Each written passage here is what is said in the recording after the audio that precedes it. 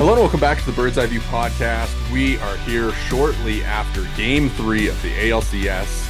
The Toronto Blue Jays, they are back in the series. A dominating 13-4 victory here on Wednesday. I'm your host, Zach Worden, joined always by Jori Negin-Shecter. And before we kind of get into it, make sure if you're watching on YouTube, subscribe, like, all that good stuff. And thank you for all of the great response to our last episode, Game 2. Some great interaction with that one, and appreciate everybody kind of tuning in. So, Jori, they won a game in the ALCS.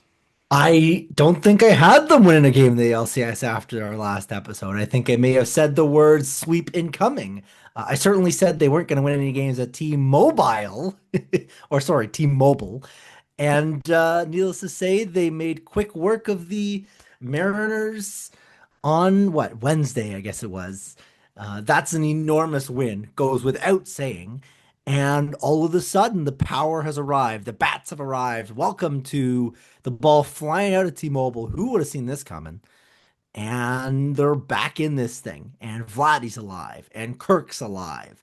And Springer's alive. And all of a sudden, all you got to do is win one more, and you can push it back home for games 6 and potentially game 7. Yeah, obviously, the bats were kind of the thing for the Blue Jays that were missing in games 1 and 2.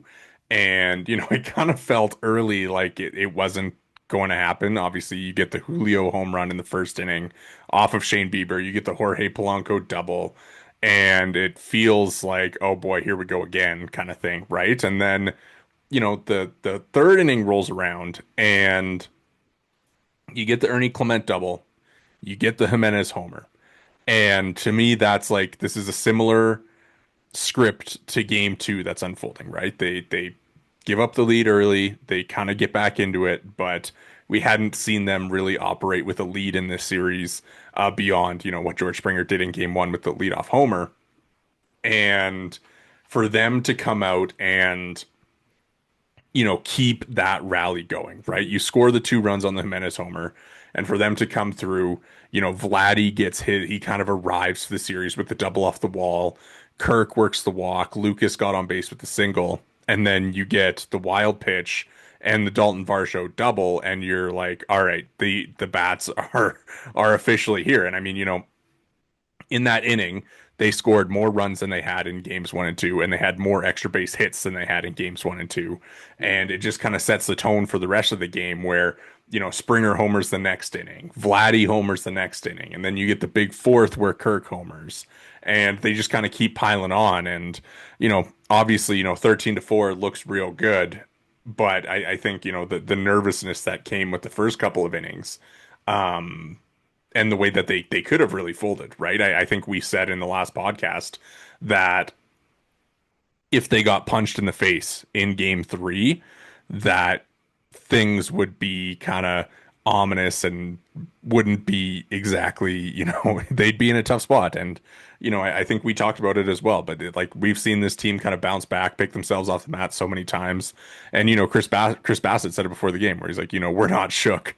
So for them to do this again, I mean, kind of, I feel like I was expecting them to bounce back just the way that we've seen it happen all year, but especially after the two-run homer in the first, I think really impressed with the way that things turned out for them.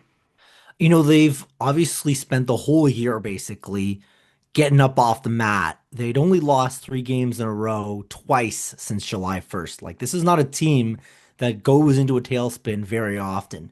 Now, mind you, right towards the end of the season, they did go into that tailspin, but of course they pulled up very nicely and ended up winning the division. I want to also go back there to that inning you'd mentioned where Jimenez homers. Listen to some of these exit velos on the hits. 104.6 on the Jimenez homer, 102.8 on the Lucas single, 104.9 on the Vladdy double, and then 109.8, a rocket from Dalton Varsho on his double that ultimately gives the Blue Jays a lead that they would not relinquish. The Jays were on George Kirby. They were tagging him in ways that they weren't necessarily tagging the other pitchers that they've seen from the Mariners to this point, specifically the starting pitchers. Just an enormous inning and an enormous tone-setting inning to tell the team that they are still in this, they can still do it. And before we hit the record button, we were looking at Savant and trying to figure out exactly what was different. And, maybe it was pitches up in the zone, maybe it was pitches down in the zone. It's hard to say with definitive confidence exactly what changed. But I think the biggest thing is they were swinging with intent and they were crushing baseballs when they made contact in a way that I don't know that they were really at home. And, is that a case of them making better pitch recognition decisions or better pitch recognition on the whole or better swing decisions? Again, you'd have to dig maybe into the numbers a little bit more.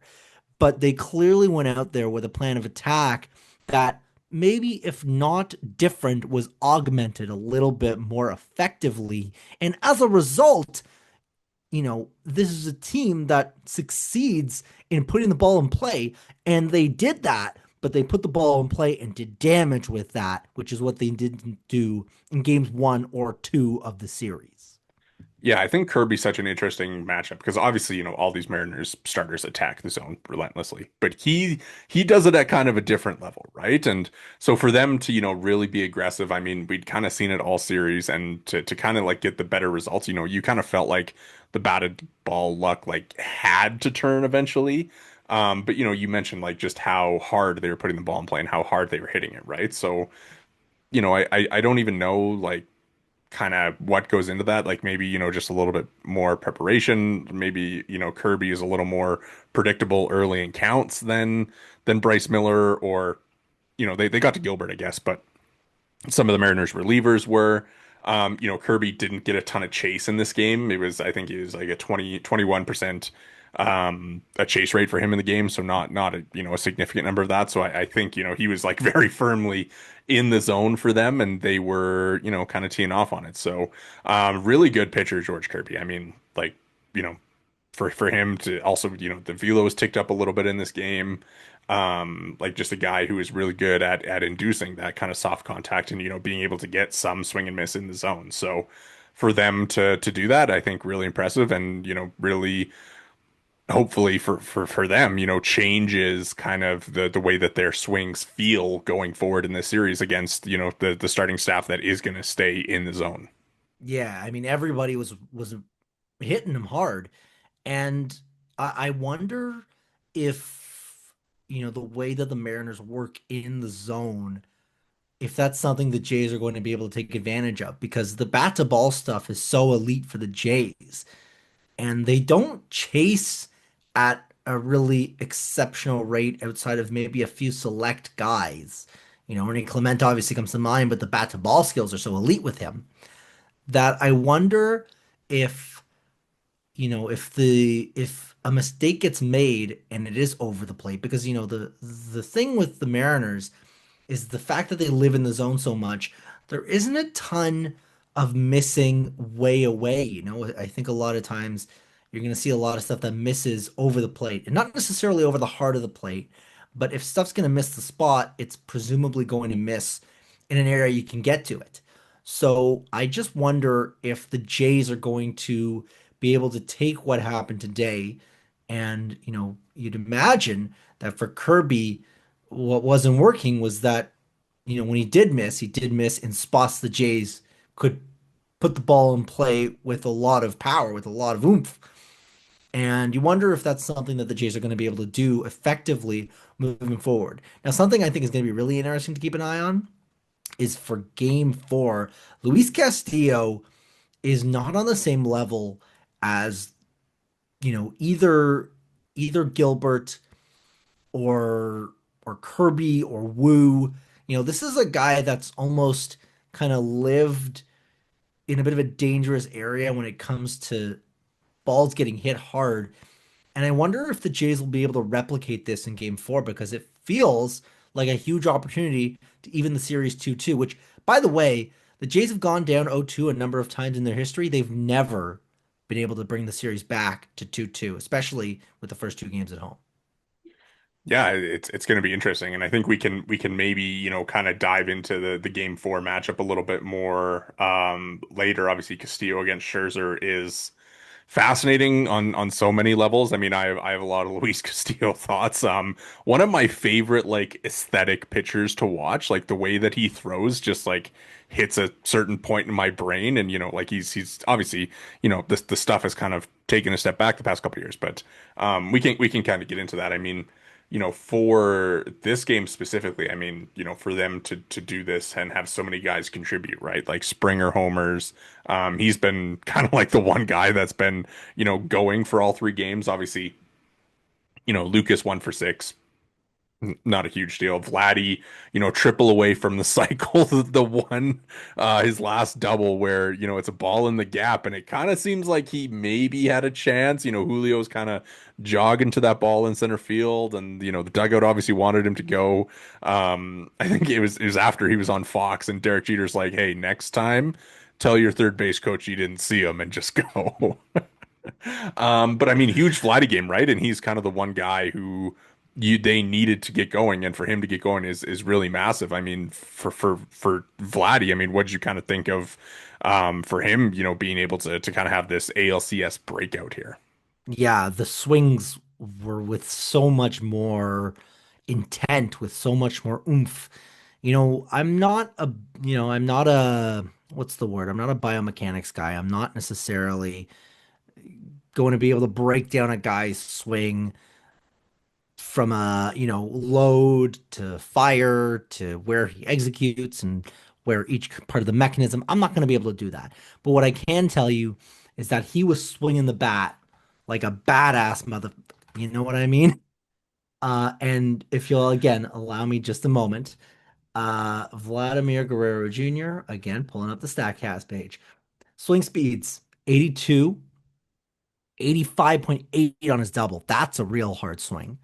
Then 77, another hard swing on his homer, and 106, obviously, off the bat. And then in his last, well, he gets intentionally walked, and then on the double, 81 swing speed and 108 off the bat. Like, this is a guy that was locked in today, that was seeing the ball and was crushing it. And yeah, over the first two games, he was pounding the ball in the dirt and it wasn't working. And even in the first at bat today, he pounded the ball into the dirt and got on as a result of, hustle out of the box and a not so great fielding decision by Gino Suarez. But the way the ball came off the bat today was different than the way it was coming off the bat in games one and two.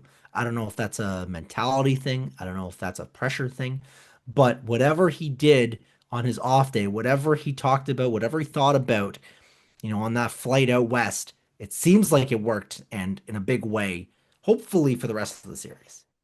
Yeah, he's a dude who moves the barrel well. I guess you can kind of say that. But yeah, big game for him. I think interesting part of this is the Andres Jimenez swing, right? Like the third inning kind of gets going with Clement and Jimenez, your 8-9 sticks. And Clement double, we've kind of seen Ernie, doing this thing all year. Against a righty, I guess maybe a little bit different. The Clement Kirby matchup is so fascinating because like if you had to put like an over under on pitches per at bat for Ernie versus George Kirby, like you're setting the line at 1.5 and you might be taking the under. Um, but Jimenez, I mean, 3 for 5, his first career postseason homer, and this is a guy who's played a lot of postseason baseball. Somebody asked John Schneider after the game if it was, if he could kind of see it having the same impact that Varsho's grand slam against the Red Sox has, and he says, I hope so. Um, but Jimenez, I mean, really like interesting. We've seen him kind of have such an odd season. And just to kind of have like such a big day. I mean, I don't think you're probably sitting here counting on Jimenez going 3 for 5 in every game the rest of the way. But to get that production from the bottom of the order, it was certainly a throwback to what we've seen from the Blue Jays throughout the regular season, where you're getting that production 1-9. Exactly that, right? This is a team that has been so successful because everybody pitches in.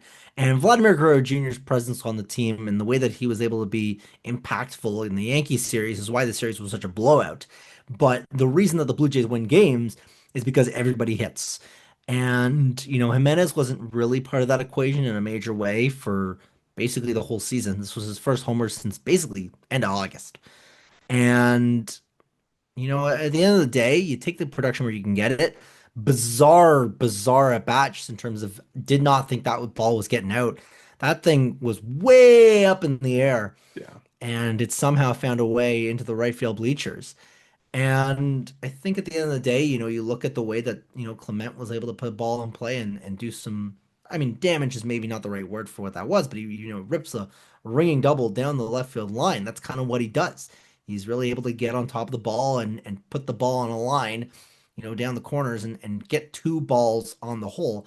And then Jimenez, the way that he was able to contribute today is goes without saying, just enormous. Anything with him with the bat is almost like found money because your son's Bo Bichette, and if he's able to contribute offensively, you're in a much better position.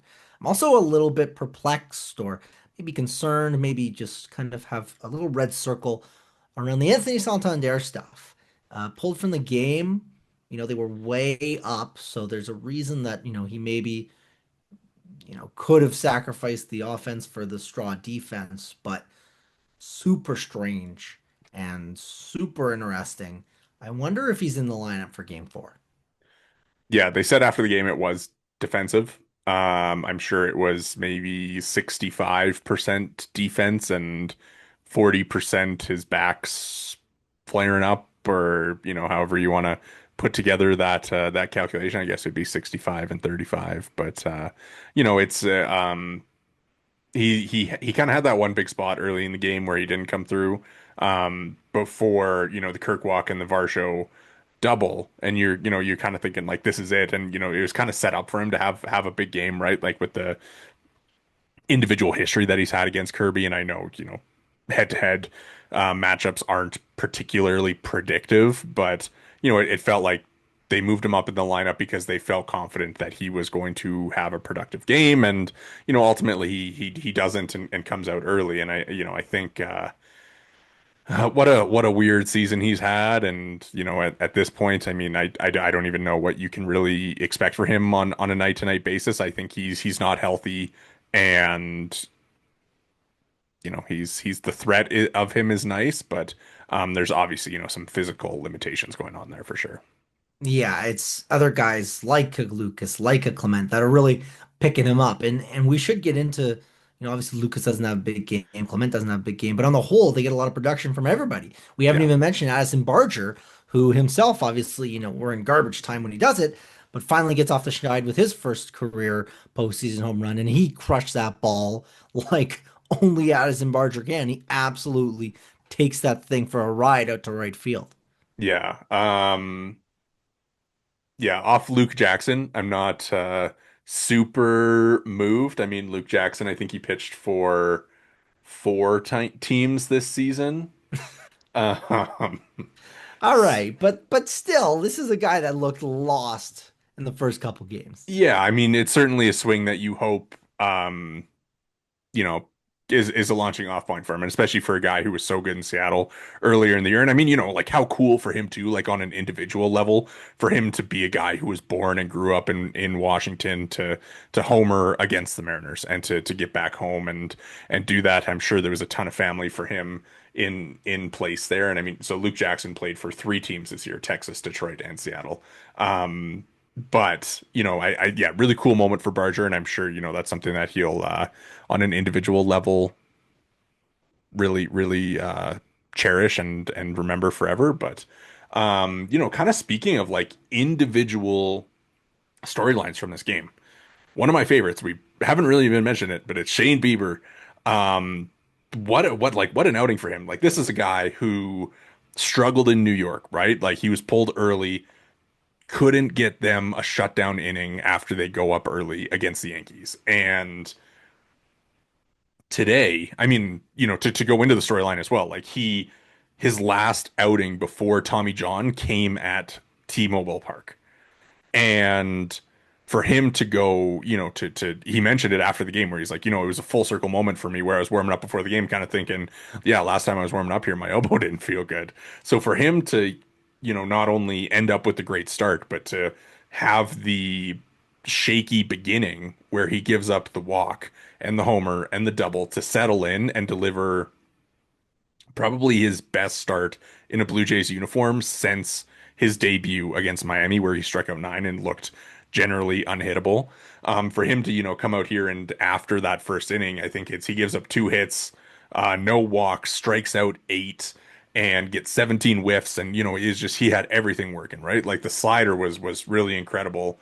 17 whiffs on the night, like 38% whiff rate, seven on the slider, four on the fastball, three on the changeup, two on the curve, one on the cutter. Like he got a whiff with all five of his pitches, and he threw each pitch at least 14 times. Like the pitch distribution, the mix was incredible, and the way that he was playing stuff off of each other.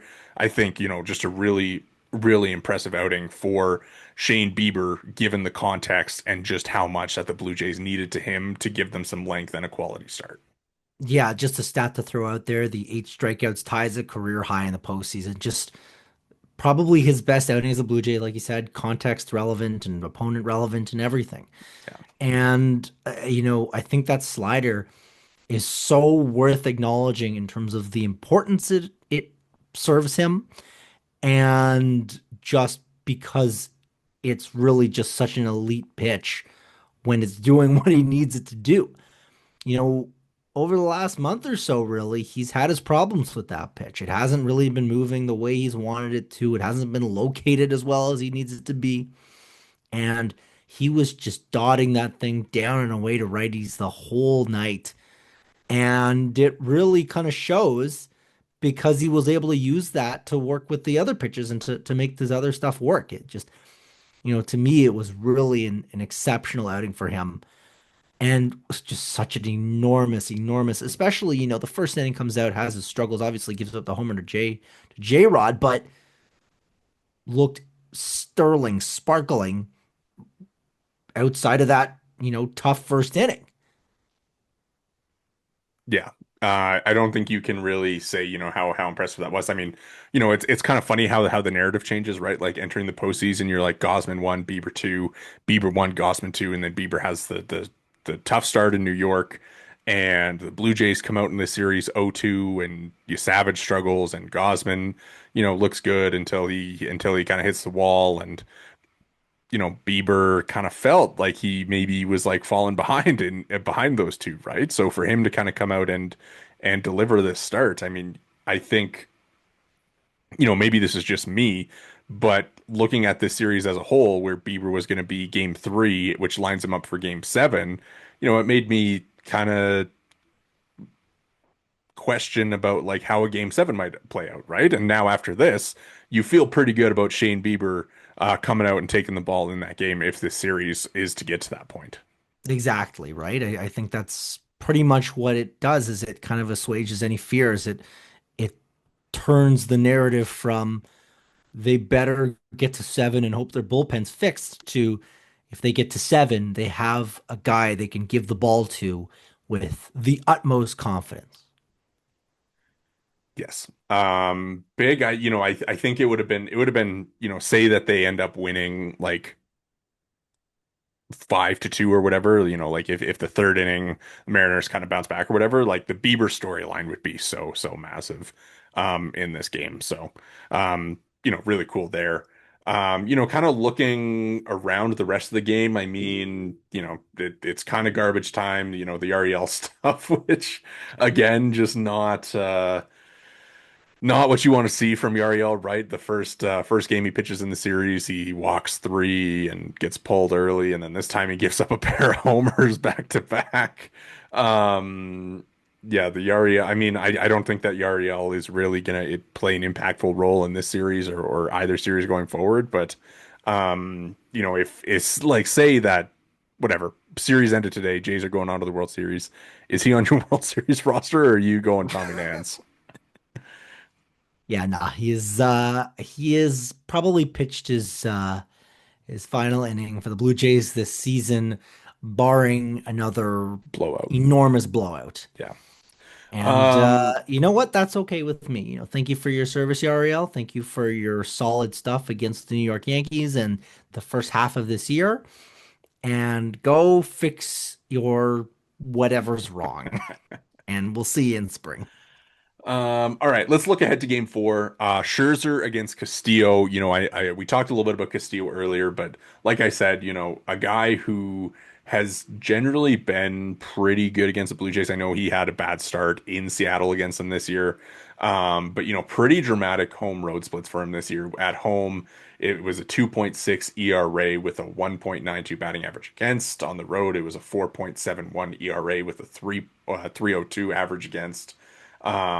Even further to that, at home, it's like a 17.9 K minus BB. On the road, it's a 12.9 K minus BB. This is still a really good starting pitcher.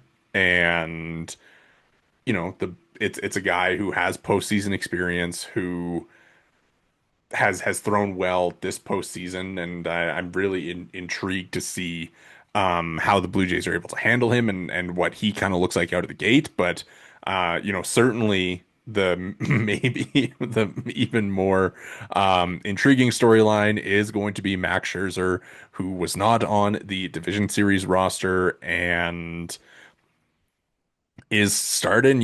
Today was obviously a must-win game for the Blue Jays, but game four will be just as important because you don't want to fall behind 3-1 where the Mariners just need to win one of the final three to move on.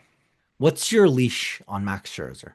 Well, I think you have Lauer, you have Bassett. Like the leash has got to be pretty short, right? Like let's say Scherzer comes out and gives up a walk to Randy Rosarena, gets Cal Raleigh out, and then gives up a home run in the first inning to Julio Rodriguez and a double to Jorge Polanco. Like I'm having the bullpen pretty ready to go. I think that obviously he's said that he's kind of worked on stuff and trying to figure out what went wrong with him over the final 25 innings of the regular season where he gave up 25 runs. But important game. You have Bassett, you have Lauer. Your bullpen should be mostly fresh after today, where I think Fisher and Fluharty pitched, but most of your guys are fresh. You had the day off the day before. Like this is the day where you're going to want to lean on that bullpen group if Scherzer doesn't quite have it. Here's my question for you. Would you have Lauer and Bassett up in the first inning, No. regardless of how Scherzer's first inning goes? So okay, so this is I'm sorry to bring this up. Do you remember the 2023 postseason? Obviously, the Jays lose this series, but Jose Barrios and Yusei Kikuchi, right? There's the big decision. It's all the headlines and everything is Barrios and Kikuchi, where they lose 2-0 in that game or whatever. Um, and Kikuchi had gone through like his regular starting warm up for the game. And so, it was kind of like it was out there that it was like, oh, Yusei like is kind of like ready to come into this game like whenever. Um would you have like Bassett and Lauer do that tomorrow? I mean, Yes. I Yes, I would. Yes, I absolutely would. I think Bassett is going to be he might be kind of the the one that might be, behind the in the tunnels of the park throwing kind of getting ready. But I think obviously Scherzer, like this is a three-time Cy Young winner, Hall of Famer. I think you kind of trust his mettle and his experience pitching on this stage. And again, the park is probably going to play in his favor a little bit. Um, I mean, I don't imagine him coming out and getting blitzed right away. I'll say that.